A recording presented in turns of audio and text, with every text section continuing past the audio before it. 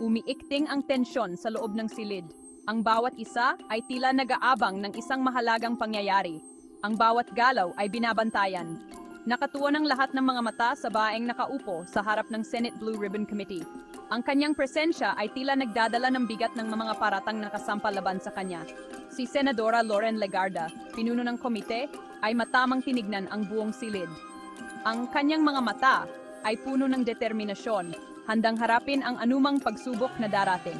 Nang siya ay magsalita, ang kanyang boses ay madiin at matatag.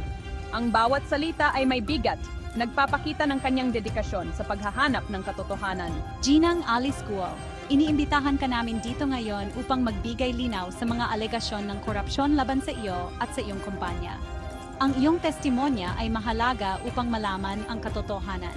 Si Alice Guo, CEO ng isang kilalang kumpanya ng konstruksyon, ay hindi mapakali sa kanyang kinaupuan. Ang kanyang mga mata ay naglalarawan ng kaba at takot. Inililibot niya ang kanyang paningin sa buong silid, pilit na iniiwasan ang mga matatalim na titig ng mga senador. Ang bawat segundo ay tila isang oras sa kanyang pakiramdam. Mahigpit niyang hawak ang kanyang inihandang pahayag.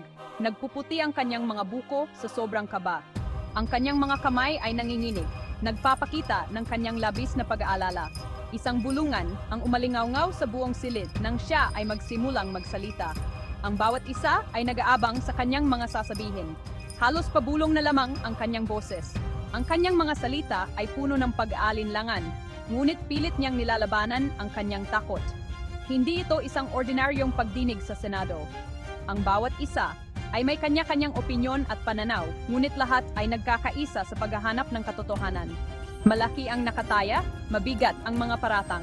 Ang bawat desisyon ay may malaking epekto sa kinabukasan ng bansa.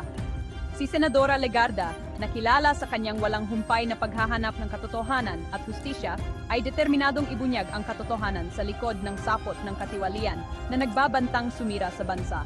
Ang kanyang dedikasyon ay hindi matitinag. Isa itong laban para sa kaluluwa ng bayan at handa siyang lumaban. Ang kanyang layunin ay hindi lamang para sa kasalukuyan, kundi para sa kinabukasan ng mga susunod na henerasyon. Ramdam ni Alice Guo ang bigat ng mga matang nakatingin sa kanya. Ang bawat galaw niya ay tila sinusuri, bawat hakbang ay binabantayan. Bawat kisap ng kamera, bawat bulungan, bawat pagtaas ng kilay ay tila nagpapalala sa kanyang pagkabalisa. Ang mga mata ng media at publiko ay nakatuon sa kanya, naghihintay ng kanyang susunod na hakbang. Ramdam niya ang init ng mga ilaw ng telebisyon, ang mapanuring tingin ng buong bansang nagmamasid sa bawat kilos niya. Ang bawat salita at galaw ay may kahulugan, bawat pagkakamali ay maaring magdulot ng malaking epekto. Ang silid ng pagdinig sa Senado ay tila naging isang malaking pagsubok, at siya ang siyang sinusubok. Ang bawat tanong ay parang isang patibong, naghihintay na mahulog siya. Ginang Guo, karapatan ng sambayanang Pilipino na malaman ang katotohanan. Ang bawat mamamayan ay naghihintay ng kasagutan mula sa inyo. Nakatanggap kami ng napakaraming ulat na ang inyong kumpanya ay nabigyan ng espesyal na pabor sa mga kontrata ng gobyerno. Ang mga dokumentong ito ay nagpapakita ng mga irregularidad. Mga kontratang naibigay ng walang tamang bidding. Ang proseso ay tila hindi nasunod, at maraming tanong ang bumabalot dito. Mga kontratang puno ng irregularidad. Ang mga detalye ay nagpapakita ng mga anomalya na hindi may paliwanag. Napatingin si Guo sa kanyang abogado, tumatagaktak ang pawis sa kanyang noo. Ang kanyang kaba ay hindi may tatago, at ang kanyang mga mata ay puno ng takot. Nanginig ang hawak niyang inihandang pahayag.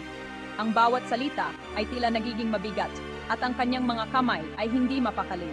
Tumikhim siya, garalgal ang kanyang boses. Ang kanyang mga salita ay tila nagiging mahina, at ang kanyang kaba ay lalong lumalakas. Senadora, tinitiyak ko po sa inyo, walang katotohanan ng mga paratang na iyan. Ang aking kumpanya ay laging sumusunod sa batas at walang anumang irregularidad. Ang aking kumpanya ay laging sumusunod sa batas. Ang lahat ng aming transaksyon ay transparent at walang anumang paglabag.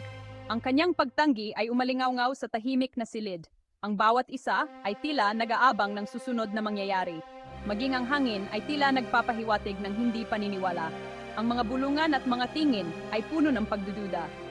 Si Senadora Legarda, hindi mabasa ang ekspresyon, ay sumandal sa kanyang upuan. Ang kanyang mga mata ay tila nagmamasid, naghihintay ng tamang pagkakataon. Kakaumpisa pa lamang ng interogasyon. Ang bawat isa ay naghahanda para sa isang mahabang araw ng pagtatanong at pagsisiyasat. Habang tumatagal ang pagdinig, lumilitaw ang isang pattern. Ang bawat tanong ay tila isang piraso ng puzzle na unti-unting bumubuo ng isang mas malaking larawan. Ang maingat na pekeng imahe ni Alice Guo ay unti-unting nagigiba sa ilalim ng walang humpay na pagtatanong ni Senadora Legarda. Ang kanyang mga kilos, na dati puno ng kumpiyansa, ay ngayon ay nagiging alanganin. Ang kanyang mga sagot, na sa simula ay tila kampante, ay naging paiba-iba at magkakasalungat. Ang bawat sagot ay nagdadala ng bagong tanong, at ang bawat tanong ay naglalantad ng bagong inconsistency. Hindi magtugma ang mga petsa.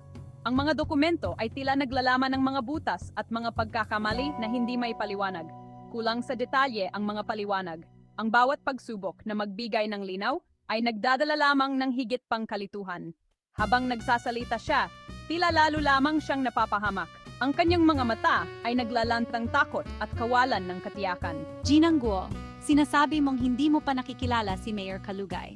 Ngunit, paano mo ipapaliwanag ang mga sumusunod na ebidensya?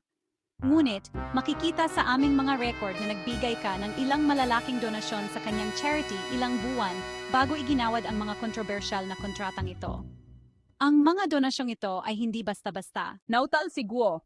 Ang kanyang mga labi ay nanginginig at tila nawawala ang kanyang boses. Ang mga donasyong iyon ay para sa kabutihan lamang po, Senadora. Wala po akong ibang intensyon kundi ang makatulong.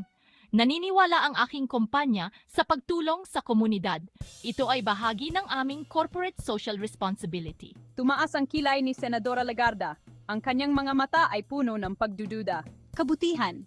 O baka naman isang estratehikong pamumuhunan. Ang iyong mga aksyon ay tila may ibang motibo. O baka naman isang estratehikong pamumuhunan. Ang mga donasyon ba ay isang paraan upang makuha ang pabor ng mga makapangyarihan? Muling umingay ang bulungan sa silid. Unti-unting nabubuo ang palaisipan, nagbubunyag ng larawan ng panlilinlang at manipulasyon.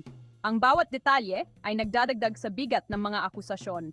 Nagbubunyag ng larawan ng panlilinlang at manipulasyon. Ang mga senador ay nagiging mas seryoso at ang tensyon sa silid ay tumataas. Si Alice Guo, na dating larawan ng tagumpay sa mundo ng negosyo, ngayon ay tila maliit, walang halaga, isang puppet master na desperadong sinusubukang kontrolin ang kanyang mga gusot na tali. Ang kanyang reputasyon ay nasa bingit ng pagkawasak. Isang puppet master na desperadong sinusubukang kontrolin ang kanyang mga gusot na tali.